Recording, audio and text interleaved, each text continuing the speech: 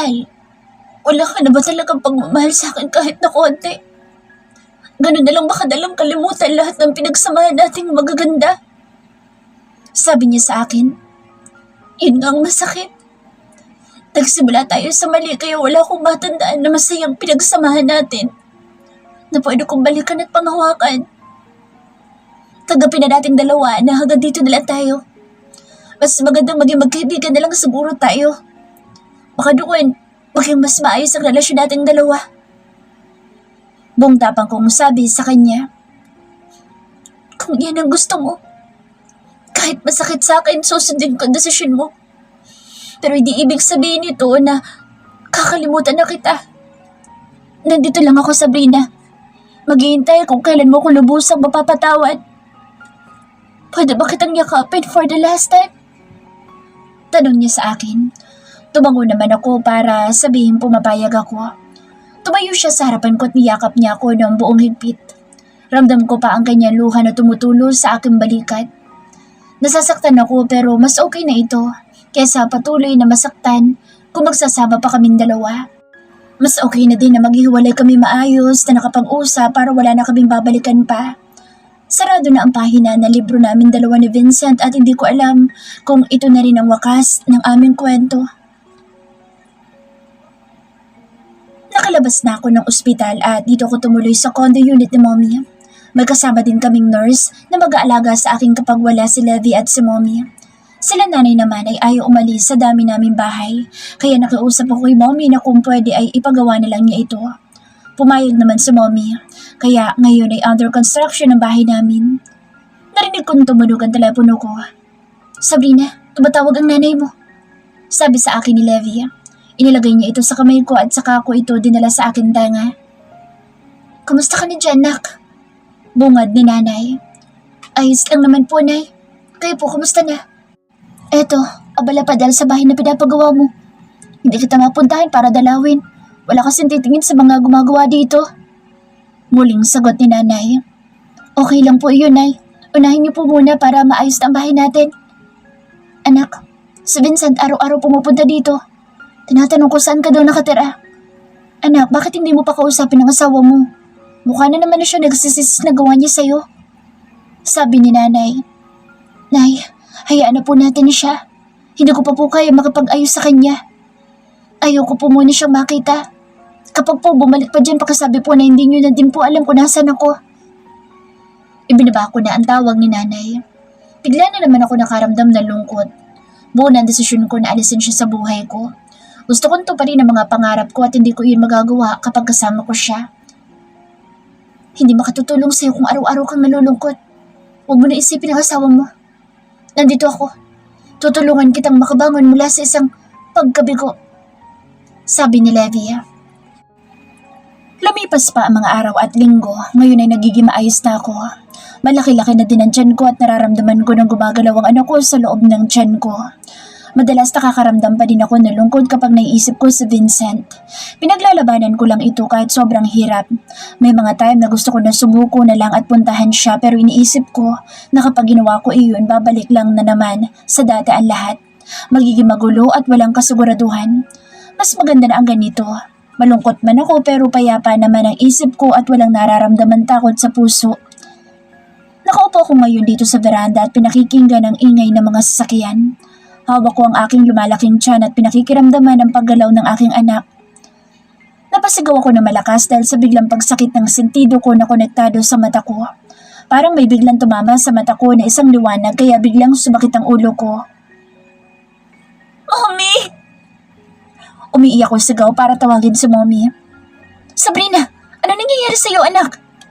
Natatarantang lumapit sa akin si Mommy. Mom, ang sakit po ng mata ko. Daing ko kay Mommy. Levi, please call the doctor. Utos ni Mom kay Levi. Agad na tinawagan ni Levi ang doktor ko at pagkatapos ay binuhat niya na akong papasok sa aking silid. Pinahiga niya ako sa aking kama at nararamdaman ko na dahan-dahang nawawala ang kirot nito kaya kumalma na rin ako. Hanggang sa tuluyan ang nawala ang sakit na nararamdaman ko. Ano, konting tiis na lang. Malapit ang dumating ang doktor. Sabi sa akin ni Mommy. Okay na po ako. Nawala na po ang sakit ng mata ko at ulo ko. Nakapikit kong sagot kay Mommy. Are you sure, anak? Opo. Kaya huwag ka na pong mag-alala. Mas maganda pa rin kung matitingnan ka ng doktor para makasiguro tayo kung bakit bigla na lang nakaramdam ng pagsakit ang mata mo at ulo mo. Hindi naman nagtagal ay dumating na ang doktor na tinawagan ni Levi. Tinignan niya ang mga mata ko pero may napansin ako pagdilat ko ng mga mata ko. Medyo nakakaaninag na ako. Malabo pa pero nakikita ko na sila. Mommy? Naiiyak kong sabi. Bakit anak? Ano nangyayari sa'yo? Nag-aalala ang tinig na sabi ni Mommy.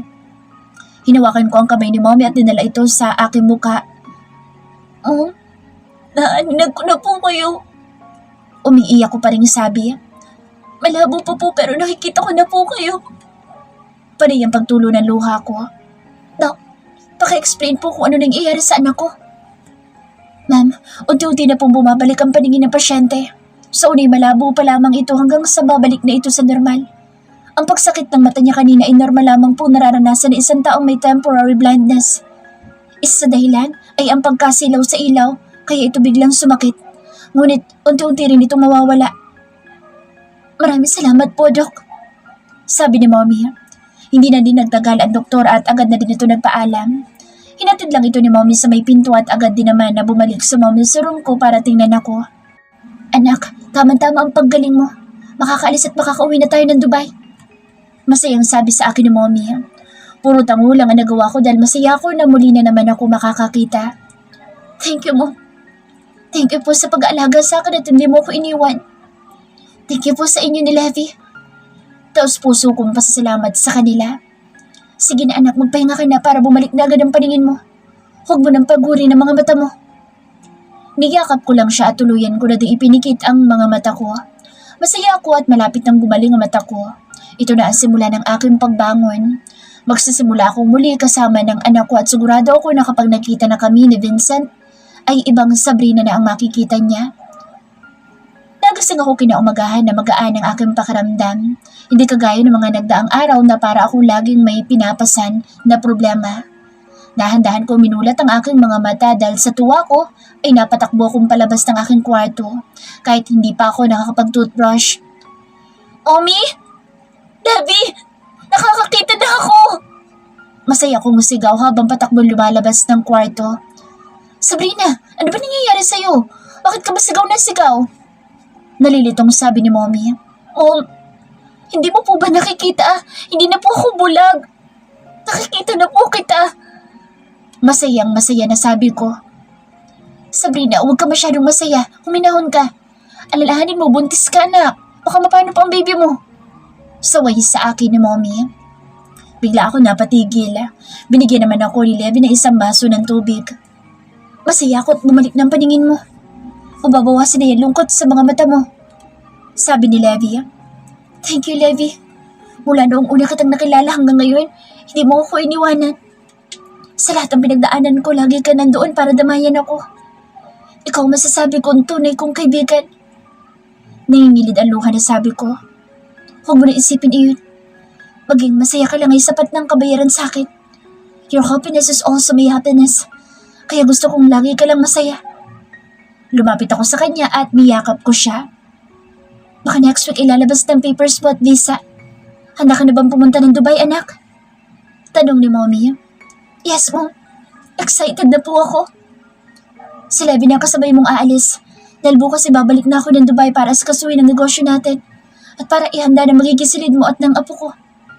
Kailangan ko pang mamili ng mga bagong kama at gamit mo para pagdating mo doon ay handa na ang lahat. Muling ani, Mommy. Thank you, Mom. Pagkapanganak ko po ay magtatrabaho ako para hindi po kami maging pabigat ng anak ko sa inyo. Gusto ko din pong tulungan sila nanay at tatay dito. Ayoko naman pong iasa iyon sa inyo. Anak, kapag nakapanganak ka na, gusto ko mag-aral ka.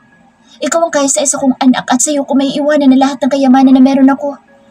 Kailangan mong pag-aralan kung paano magpatakbo ng kumpanya para ikaw na magiging katulong ko kapag marunong ka na. Sabi ni Mommy. Thank you, Mom.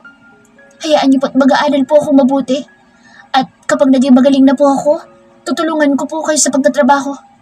Gusto ko din naman po makatapos ng pag-aaral para sa akin. Sa anak ko. Gusto ko pong maibigay sa kanya lahat ng pangangailangan niya. Sagot ko kay mommy. Ganyan nga anak, para kapag muli kayo nagtagpo ng asawa mo, ay may maipagmamalaki ka na sa kanya. Hindi ka na niya maaapi dahil hindi na ikaw ang Sabrina na nagpakatanga sa kanya. Tama sa mommy. Kailangan ko tulungan na sarili ko para pag muli kami nagkita ni Vincent ay may maipagmamalaki na rin ako sa kanya. Sisikapin kong maiangat ang sarili ko at maabot lahat ng pangarap sa bansang Dubai. Doon ako babangon at iiwanan ko na dito ang mapapait na karanasan ko, lalo na sa pag-ibig. At kapag nagkita kaming muli ni Vincent, taas noo ko na siyang mahaharap at hindi na ako maiilang pa sa kanya at maging kay Amira. Hindi pa kami tapos na dalawa. Hintayin niya ang pagbabalik ko. Nabawasan na ang bigat ng dinadala ko dahil muli nang nanumbalik ang aking paningin. Hindi man ako lubusang masaya pero tanggap ko na kung ano ang sitwasyon ko. Papunta kami ni Levi ngayon sa bahay nila nanay at dadalaw ako sa kanila dahil bukas na ang alis ko papuntang Dubai. Kompleto na lahat ng papers ko pati na ang passport ko. Dumating na din. May visa na din ako kaya handang-handa na ako sa pag-alis bukas. Sabrina, ready ka na ba? Tanong ni Levi. Tara na at baka gabihin pa tayo. Sabi pa naman ng matatanda bawal mahamog ka ng buntis. Natatawa kong sabi. Ang laki na ng tiyan mo. Magsa 7 months na siya. Ako na-excite na makita yung baby mo. Sabi ni Levi. Oo nga, ikaw lang magiging ninong ng anak ko. Exclusive siya sa'yo, kaya huwag ka nang tatanggi. Biro ko sa kanya. Naman, magiging spoiled sa akin ang inaanak ko na iyan. Sabi niya kaya sabay na kami nagkatawanan. Palabas na kami ng kondo. Hawak ni Levi ang kamay ko, tinaalalayan niya akong maglakad. Medyo mabagal na din kasi ako maglakad dahil sa biglang bumigat ang tiyan ko. Mabuti na lang at pinayagan ako ng OB ko na bumiyahe papuntang ibang bansa. Paglabas namin ng kondo, dumiretso kami sa sakyan niyang nakapark sa labas. Tinatahak na namin ngayon ang daan papunta sa bahay nila nanay. Ilang oras lang ay narating na namin ang lugar kung saan kami dati nakatira. Pinarada ni Levi ang sasakyan niya sa may di kalayuan. Saka kami naglakad papunta sa bahay nila nanay. Pagkarating namin ay nagulat ako dahil malapit na palang matapos ang bahay. Ilang finishing touches na lang ang kailangang gawin at matatapos na ito. Sabrina anak, pasok ka. Pasensya ka na anak at maalikabok dito. Sabi ni nanay. Ayos lang po yun ay. Ang bilis pong matapos nitong bahay. Sayang nga lamang at hindi na ako dito makakatira. Anak, bakit hindi ka na babalik dito sa amin? Malungkot na tanong ni nanay. Hindi na ako nagsalita at baka magkaiyakan pa kaming dalawa. Masaya ako at kahit papaano ay gumaganda na ang buhay ng pamilya ko. Sisikapin kong makapagtrabaho sa ibang bansa para masuportahan ko din sila. Kahit hindi ko sila tunay na pamilya, para sa akin sila pa din ang pamilya ko at walang magbabago doon. Ate, kapag nasa Dubai ka na, huwag mo akong kakalimutan ha? Sabi ni CJ. Oo naman, ikaw lang nag-iisang kapatid ko. Hintayin mo mga padadala ko sa iyong sapatos at mga damit. Basta pangako mo sa akin na mag-aaral ka mabuti. Hindi ka makikipagbarkada at tutulungan mo si nanay at tatay sa tindahan. Ang maliit na tindahan namin dati ngayon ay lumaki na. Kaya kahit hindi na maglabada si nanay ay natutugunan na nito ang pangangailangan nila sa araw-araw. Habang masaya kami nag-uusap dito sa sala ay may dumating na bisita na pumasok sa loob ng bahay. Dahil bukas ang pinto ay hindi ko na nakuha pang magtago. Napatingin na lang ako kay Vincent at kahit siya'y nagulat na makita niya ako. Pasensya ka na anak. Hindi ko alam na pupunta dito ang asawa mo. Ang totoo niya'y halos araw-araw siyang nandito. Ani nanay. Agad akong tumayo at nagpaalam kila nanay na aalis na. Sabrina, pwede ba tayo mag-usap? Nakayo kong sabi niya sa akin. Wala na tayong dapat na pag-usapan pa. Tapos na sa atin ang lahat at hindi na kita asawa. Matapang kong sabi. Naglakad akong papalabas ng pinto at hindi na ako lumungon pa sa kanya. Hindi ko alam kung sumunod na ba sa akin si Levi. Habang naglalakad papalayo sa kanya, isa-isa na namang tumulo ang luha sa aking mga mata. Hindi ko pa rin maiwasang masaktan. Akala ko napatawad ko na siya pero hindi pa pala. Hindi ko pa rin siya kayang kausapin at harapin. Sariwa pa sa akin lahat ng ginawa niyang pagpapahirap sa akin. Hindi ko alam kung kailan mawawala ang galit ko sa kanya. Sana sa pag-alis ko, tuluyan ko nang maibaon sa limot kung ano man ang galit na meron ako sa kanya. Hindi ko napansin na nakalapit na pala sa akin si Levi. Umiiyak ka na naman. Akala ko ba okay ka na? Hindi ako umimik. Sumakay na lang ako sa kotse at doon nagpatuloy ng pag-iyak. Sabrina, hindi makabubuti sa iyo ang pag-iyak. Muling sabi ni Levi. Akala ko kasi okay na ako.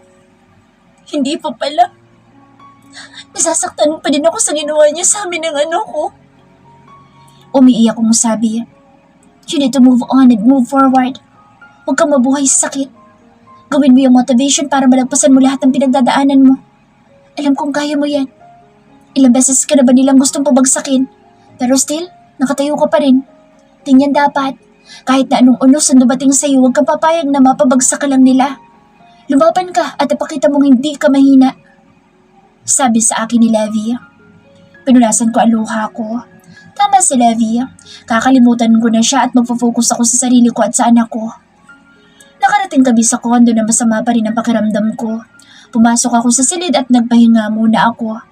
Maaga pa kaya natulog muna ako. Nagising ako dahil sa tawag sa akin telepono. Kinuha ito sa aking bag at tiningnan ko sinong tumatawag. Nabasa ko ang pangalan ni Vincent. Nagdadalawang isip ako kung sasagutin ko ba siya o hindi. Nakailang tawag din siya sa akin hanggang sa mapagdesisyonan kong sagutin na ito. Mahal, alam kong ikaw yan.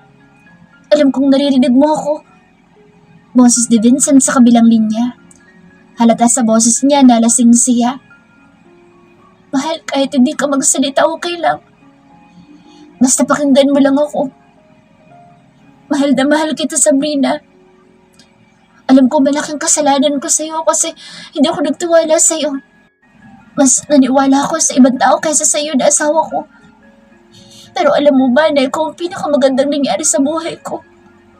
Tandaan mo lagi na mahal kita at kahit saan ka man pumunta, hihintayin kong pagbabalik mo, mahal. Aasa ko na sana pagbalik mo na patawad mo na ako. Na sana kahit maging magkaibigan na lang tayo. Halagaan mo palagi ang sarili mo, ha? Mag-iingat ka. Ingatan mong anak natin. Mahal na mahal ko kayo at sana mapatawad mo na ako. Kahit matagal, basta maghihintay ako. Naririnig kong sabi ni Vincent. Hindi ko na naman napigilan ang luha ko. Isa-isang tumulo ang butil na luha sa aking mga mata. Bakit ako nasasaktan? Bakit kung kailan, huli na, saka ko ito maririnig sa kanya? Ang sakit pala malaman na mahal ka ng isang tao kung kailan huli na. Sana noon mo pa akong minahal, Vincent. Sana noong mga panahon kaya pa kitang patawarin. Sayang, at ngayon mo lang na-realize kung kailang huli na ang lahat. Mabigat ang loob ko na pinatay ko na ang telepono ko. Wala akong sinabi sa kanya, kahit isang salita. Sapat na sa akin na marinig ko lahat ng sinabi niya. Pero hindi ibig sabihin noon na magbabago ng isip ko tungkol sa kanya. Kung sana noon niya pa ako minahal, baka ngayon masaya na kaming dalawa. Sabrina, wala ka na bang naiiwan? Wala ka na bang kailangan? Tanong ni Levi sa akin.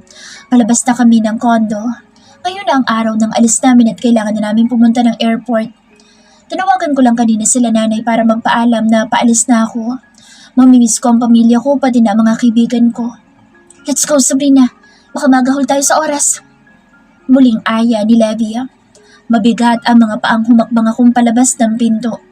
Gusto ko na mag-back out pero pinaglalabanan ko ang nararamdaman ko. Kailangan kong umalis para sa sarili ko at lalo na para sa anak ko. Patungo na kami sa airport. Nakatingin lang ako sa labas ng bintana ng sakyan. Mabigat ang kalooban kong iwan ng Pilipinas pero ito ang tama kong gawin. Hindi ko alam ang laki ng impact sa akin ng pagtawag ni Vincent kagabi. Mahal ko pa ba siya? Tanong ko sa sarili ko. Isang buntong hininga ang pinakawalan ko para gumaan ang pakiramdam ko. Sabrina, nagbabago na bang isip mo? Levi asked. No, nalulungkot lang ako. Masyadong malayo ang Dubai para sa akin pero kung ito lang ang paraan para muli ako makabangon, kakayanin ko. Isipin mo na lang pagbalik mo bago Sabrina na makikita nila. Gawin mong inspirasyon lahat ng hirap mo para maabot ang lahat ng pangarap mo. Hindi siya madali pero kung pagsisikapan mo, hindi malayong maabot mong lahat ng ito. Nakapila na kami ngayon dito sa loob ng check-in counter. Medyo mahaba-haba ang pila dito sa business class. Mr. Martinez, long time no see. Bati sa kanya na isang may katandaan na lalaki.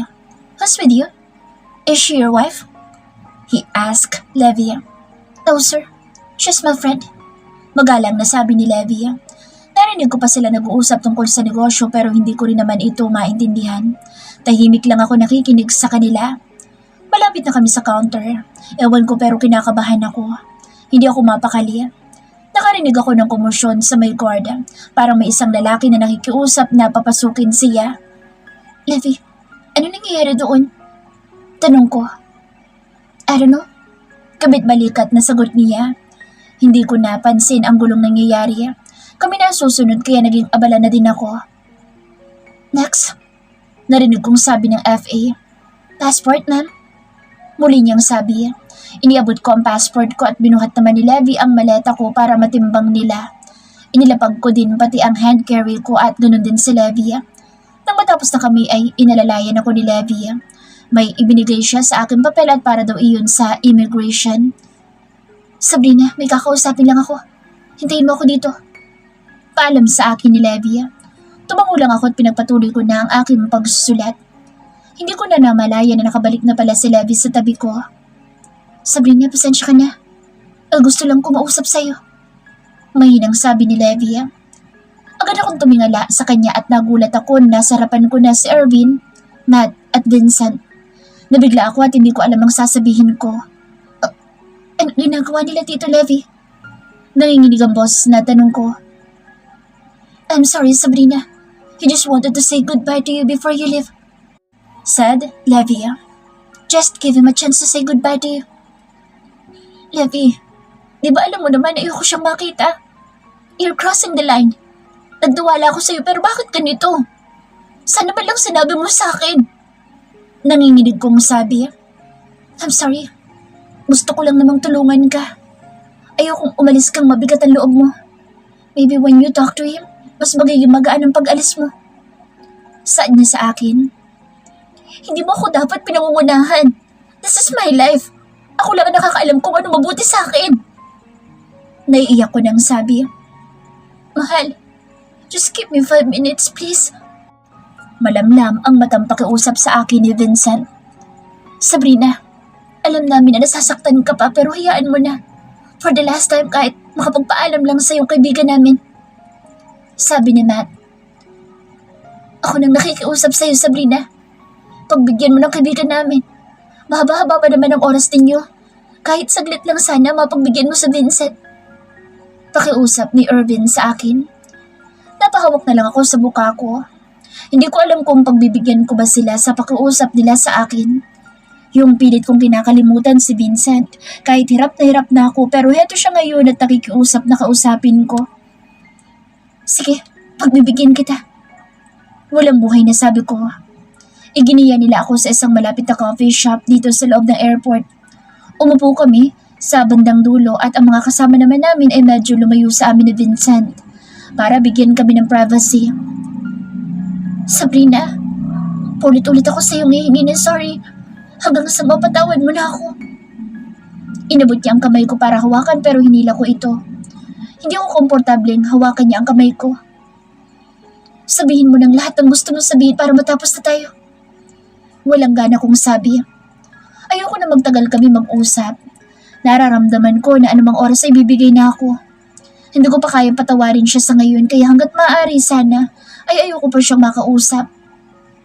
Mahal, maghihintay ako sa'yo. Hindi ako magsasawang maghintay hanggang sa muli mong pagbalik. Patutunayan ko sa'yo na ikaw lang ang mahal ko. Wala kang dapat na patunayan sa'kin. Tapos na sa atin ang lahat. Tinapos mo na noong araw na iwan mo ako para kay Amira. Noong araw na ikinama mo siya sa mismong kwartong tinutulugan nating dalawa. Pasensya na, pero tapos na tayo mag-usap. Sabi ko sa kanya, kasabay noon ay ang pagtayo ko mula sa kinaupan ko. Huli niyang hinawakan ang kamay ko at pilit na pinipisil ito. Pigil na pigil ang paghinga ko habang hawak niya sa likuran ko ang kamay ko. Please, mahal, pagbigyan mo ako. Sabi niya. Pagbigyan mo naman ako mayakap ka kahit ngayon lang. Kahit sa huling sandali, gusto ko nang maramdaman ka. Gusto kong baunin ang alaalang ito sa puso ko. Garalgal ang boses niyang sabi. Hindi ko nakakilos. Para ako naging isang tuod na itinulos sa pagkakatayo. Naramdaman ko na lang na may mga butil na luha na tumulo sa aking pisngi na kanina ko pa pilit na pinipigilan. Nakarinig ako ng mahihinang yabag palapit sa akin at isang malamis na yakap ang naramdaman ko mula sa aking likod.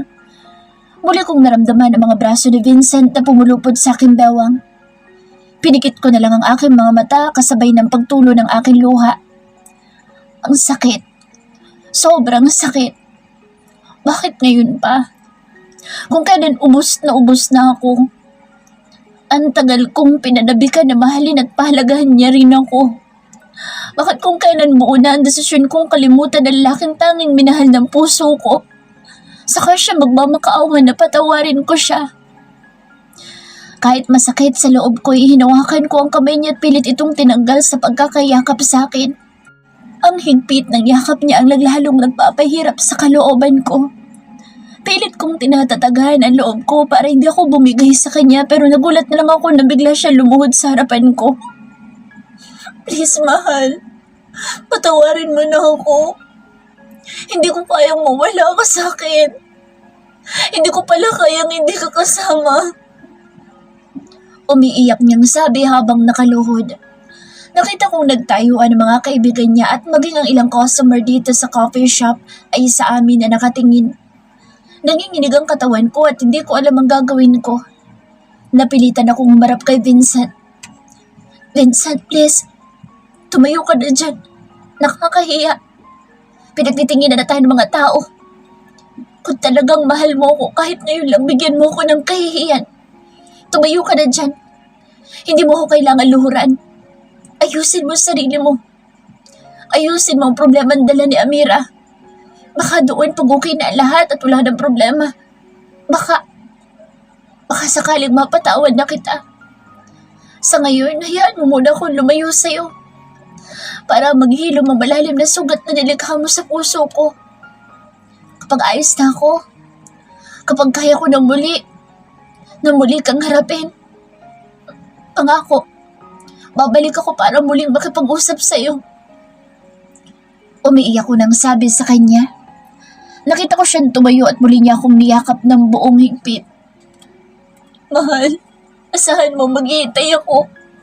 Kahit gaano pa katagal, hihintayin ko kayo ng anak natin. Mag-iingat ka at huwag mong pababayaan ang sarili mo. Mahal na mahal kita. Salamat sa konting pag-asang pangahawakan ko. Anya habang umiiyak na nakayakap sa akin. Aalis na ako. Mahina ako sabi sa kanya habang hilam na hilam ng luha ang mga mata ko. Bumitaw siya sa akin kaya kinuha ko na ang pagkakataong iyon para tuluyan lumayo sa kanya. Nahawakan niyang aking kamay at habang naglalakad akong papalayo, ay unti-unti niyang binitawan ang kamay ko hanggang sa tuluyan na niyang mabitawan ang aking kamay. Pinupunasan ko ang aking luha habang naglalakad akong palabas ng coffee shop. Nakita ko sumunod sa akin si Levi at magkasama na kami naglakad papunta sa immigration. Hindi na ako muli panlumingon kay Vincent dahil ayoko mo sa huling sandali. Magbago ang isip ko at baka hindi na ako makaalis. Tahimik akong pumila sa immigration hanggang sa tuluyan na kami makapasok sa loob. Hinanap namin ang gate kung saan kami naka-assign at ilang sandali na lang ang hihintayin namin at nag-umpisa na rin ang boarding. Dahil business class kami ay nauna kami pinapasok sa eroplano. Ito na yun. Ito na ang simula ng paglimot mo, Sabrina. Hindi madali pero kailangan kayanin mo. Para sa sarili mo at sa anak mo. Ito na ang unang hakbang ng pagbabago ng buhay mo. Kausap ko sa aking sarili habang patuloy ko pa rin pinupunasan ng mga luhang dumadaloy sa aking pisngi. Lumapag ang eroplanong sinasakyan namin dito sa Dubai International Airport at excited ako and at the same time kinakabahan din dahil bagong lugar at bagong pakikisama ang gagawin ko dito. Kahit pa totoong magulang ko ang titirhan ko ay natatakot pa rin ako.